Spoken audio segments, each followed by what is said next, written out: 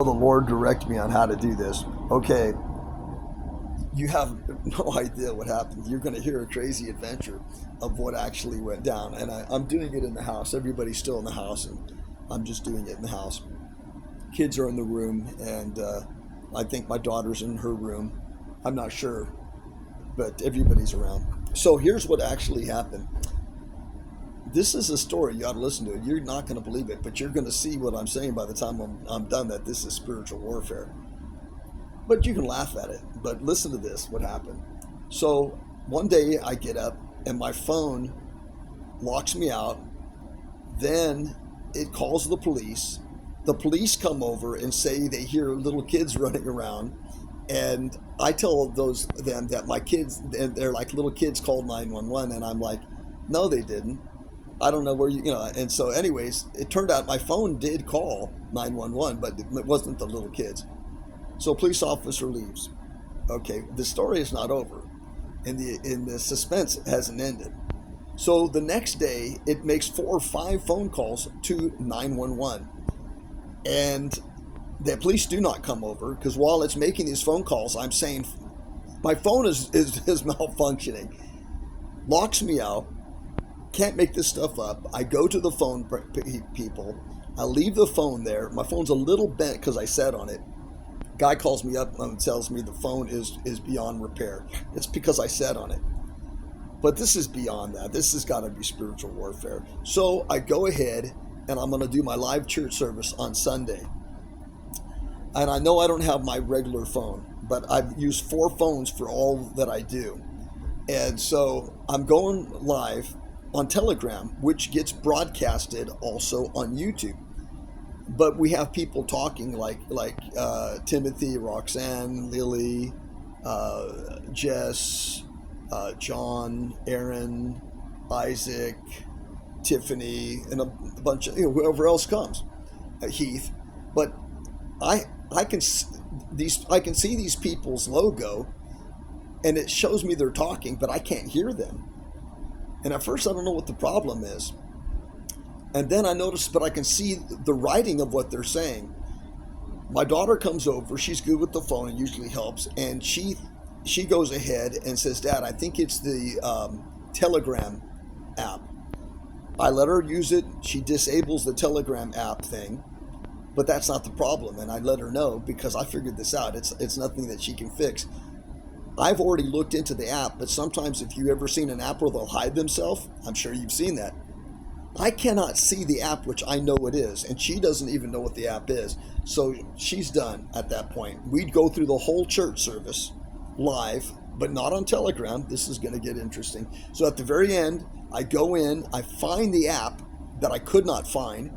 I delete the app off of all 3 phones, okay?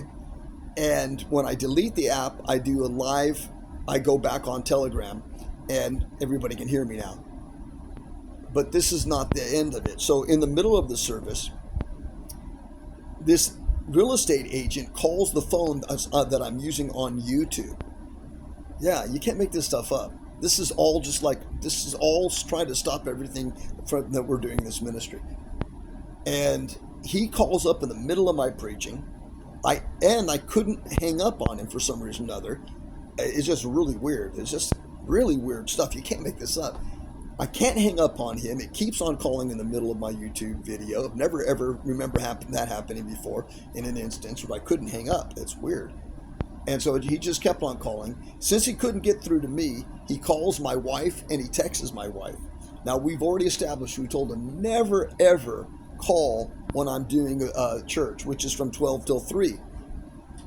He does it anyways. So it's not my wife's fault. She's just, anybody's going to be under tension because this is bombarding the phone, calling her a bunch, texting her a bunch.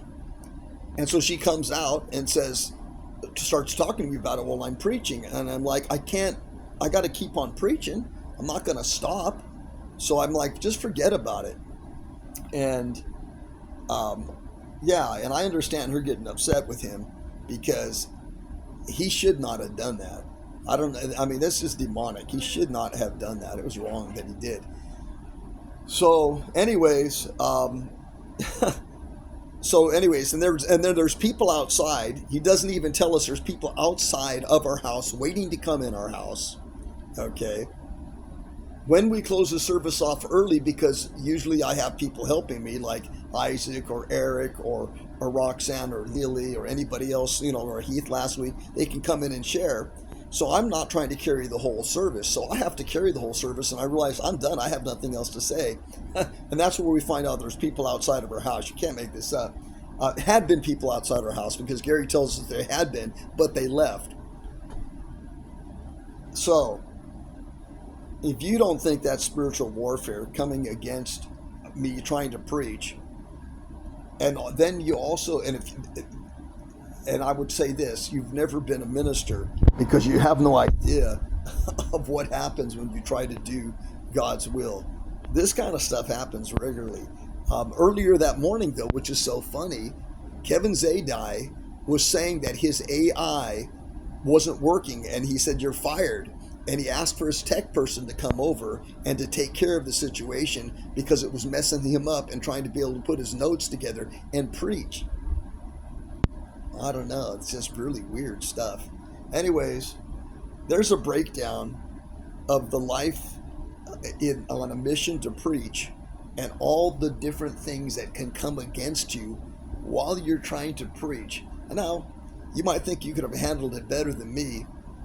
Be careful if you think you stand, lest you fall, because I think I handled it pretty good. I never quit, kept staying with it, didn't get distracted, finished the service, went through it, but I had all things coming at me from every different direction.